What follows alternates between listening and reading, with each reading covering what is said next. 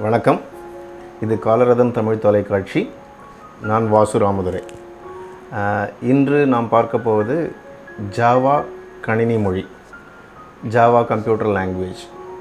அதை பற்றி ஒரு சின்ன முன்னோட்டமும், அதில் ஒரு சின்ன ப்ரோக்ராம் எப்படி எழுதுறது, ஜாவாவினுடைய முக்கிய பங்களிப்பு என்ன இந்த ஐடி துறையில், அது எந்த அளவுக்கு கற்றுக்கொள்வதில் பயனுள்ளதாக இருக்கும் அப்படிங்கிறதெல்லாம் நம்ம ஒரு முன்னோட்டம் பார்த்துருவோம் இன்றைக்கி. அதற்கு பிறகு ஜாவாவில் எப்படி ஒரு சின்ன ப்ரோக்ராம் எழுதுறதுன்னு பார்க்க போகிறோம். அதுக்கு பின்னர் ஒவ்வொரு வீடியோலையும் நம்ம we will see more information about Java. Okay, Java இந்த கணினி மொழி இதனுடைய வரலாறு அப்படின்னு பார்த்திங்கன்னா, இந்த 1990கள் கடைசியில் ஜாவா கொஞ்சம் ஃபேமஸாக வர ஆரம்பிச்சிது. அதுக்கு முன்னாடியே ஓக் அப்படின்னு ஒரு லாங்குவேஜாக, இது இனிஷியலி எம்பெடட் சிஸ்டத்துக்காக தயார் பண்ணப்பட்ட ஒரு லாங்குவேஜ். எலக்ட்ரானிக் துறையில் எம்பெடட் சிஸ்டம் அப்படின்னு சொல்லுவாங்க, சிப் லெவல் ப்ரோக்ராமிங்க்கு பயன்படுத்தக்கூடியது. அதுக்காக தயார் பண்ணப்பட்டது. இது ஒரு operating system, Windows or Linux or Unix அப்படின்னு ஏதாவது ஒன்றை சார்ந்து இருக்கக்கூடாது. எந்த ஆப்ரேட்டிங் சிஸ்டமாக இருந்தாலும் இதில் நேராக ஒர்க் பண்ணணும் அப்படிங்கிற ஒரு அப்ஜெக்டிவோடு இதை தயார் பண்ணாங்க. அந்த ஓக்குங்கிறது தான் பின்னாடி ஜாவான்னு வந்தது.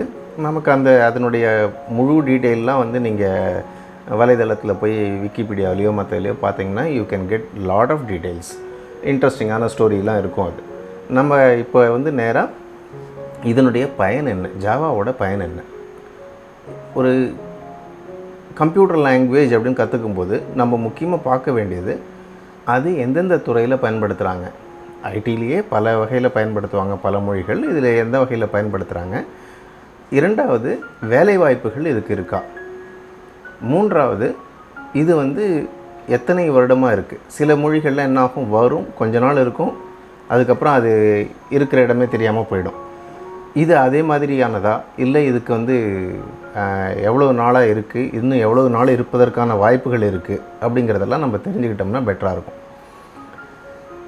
இப்போ ஐடி துறையில் நீங்கள் எந்த ஃபீல்டு எடுத்துக்கிட்டிங்கனாலும், whether it is software development அப்படின்னு சொல்லக்கூடியதாக இருக்கட்டும், இல்லை ஆட்டோமேஷன்ஸ்லேயாக இருக்கட்டும், இல்லை உங்களுக்கு number crunching related areas or that is image processing areas, எந்த ஏரியாவை எடுத்துக்கிட்டிங்கனாலும் ஜாவாவினுடைய டாமினேஷன் இன்றைக்கி இருக்குது. இன்றைக்கி ஐடி துறையில் 80% ஆர் 70% இந்த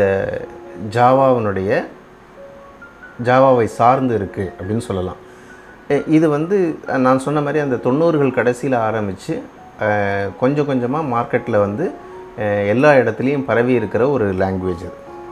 இதனுடைய சிறப்பு தன்மை என்ன அப்படின்னு கேட்டிங்கன்னா, நான் முன்னாடியே சொன்ன மாதிரி ஒரு ஆப்ரேட்டிங் சிஸ்டத்தை சார்ந்து இருக்காமல், பிளாட்ஃபார்ம் இண்டிபெண்ட் அப்படின்னு சொல்லுவாங்க.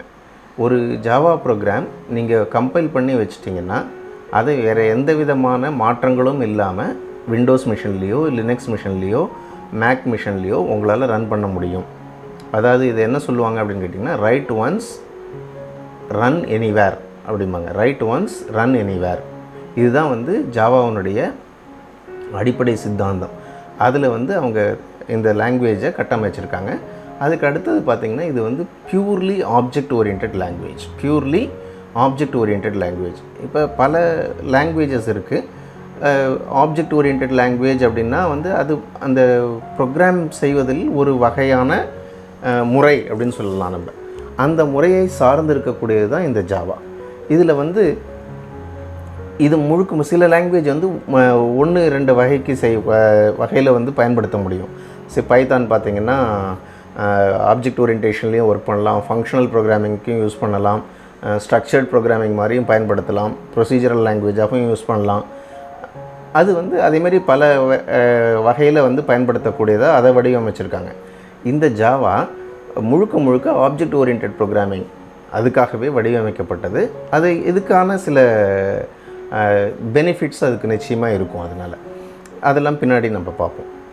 இது ரெண்டாவது ஸ்ட்ரிக்ட்லி டைப்டு லாங்குவேஜ்னு சொல்லுவாங்க. அது டேட்டா டைப்ஸை பற்றி பார்க்கும்போது நம்ம அந்த ஸ்ட்ரிக்ட்லி டைப்டுனா என்ன அப்படிங்கிறத பார்ப்போம்.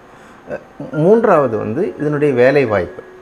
நிச்சயமாக வேலைவாய்ப்புங்கிறது இது என்னுடைய பயன்பாடு எந்த அளவுக்கு இண்டஸ்ட்ரியில் இருக்குங்கிறத பொறுத்து இருக்கும். இப்போ வேலைவாய்ப்பு அப்படின்னு பார்த்திங்கன்னா 90% 80% எங்கே போனீங்கனாலும் ஜாவா இருக்கும்போது வேலைவாய்ப்புகளும் அந்தளவுக்கு இதுக்கு அதிகமாக இருக்கும். இன்னும் குறைஞ்சபட்சம் ஒரு 10-12 வருஷத்துக்கு ஜாவாவை வந்து தூக்கி போட்டுட்டு இன்னொரு டெக்னாலஜி உள்ளே வருதுங்கிறதுக்கு வாய்ப்பு இல்லை. ஒரு 10 வருடமாவது இன்றைக்கி வந்து ஜாவாவில் நம்ம வந்து ஒரு நல்ல நாலெட்ஜை கெயின் பண்ணிட்டோம் அப்படின்னா ஒரு 10 வருஷமாவது இண்டஸ்ட்ரியில் நம்ம ஸ்டேபிளாக இருக்க முடியும். அதுதான் வந்து இந்த ஜாவாவினுடைய முக்கியமான இன்னொரு பெனிஃபிட் அப்படின்னு சொல்லலாம். இதை வந்து நம்ம இந்த லாங்குவேஜை இப்போ கற்றுக்கணும் அப்படின்னா இதுக்கு வந்து அடிப்படை என்ன தேவை அப்படின்னு கேட்டிங்கன்னா, நேராக ஜாவா கற்றுக்கிறதுல எந்த விதமான தவறும் கிடையாது. சில பேர் சொல்லுவாங்க சி படித்து விட்டு C++ முடிச்சுட்டு அதுக்கப்புறம் ஜாவா படிக்கணும் அப்படிம்பாங்க. ஸோ அதே மாதிரியான எந்த விதமான கட்டுப்பாடும் தேவையில்லை. நம்ம நேரடியாக ஜாவாவிலேயே ஆரம்பித்து கற்றுக்கொள்ளலாம். ஆனால் C++ தெரிஞ்சிருந்தால் ஜாவா கற்றுக்கக்கூடிய நேரம் வந்து குறைவாக இருக்கும். நமக்கு வந்து குறைவான நேரத்தில் நம்ம ஜாவாவில் அதிக தூரம் நம்ம பயணிக்க முடியும். அதுதான் அதில் இருக்கக்கூடிய டிஃப்ரென்ஸ். நம்ம வந்து இப்போ இந்த வீடியோவில் பார்க்க போகிறது முக்கியமாக அடிப்படையே தெரியாமல் கம்ப்யூட்டர் லாங்குவேஜ் முதல்ல கற்றுக்கிறவங்களுக்கு ஜாவா எப்படி கற்றுக்கணும் அப்படிங்கிறத இதில் நம்ம இந்த வீடியோ தொடரில் நம்ம செய்ய போகிறது. முதல் 2-3 வீடியோக்கள் மிக அடிப்படையான விஷயங்களை தான் நம்ம பேச போகிறோம். இதுக்கு அடுத்த வீடியோவில் நம்ம பார்க்க போகிறது ஒரு ஜாவா ப்ரோக்ராம், ஒரு எளிமையான ஜாவா ப்ரோக்ராமை எப்படி எழுதுவது, எப்படி கம்பைல் செய்வது, எப்படி அதை ரன் செய்வது அப்படிங்கிறத பார்க்க போகிறோம். நன்றி.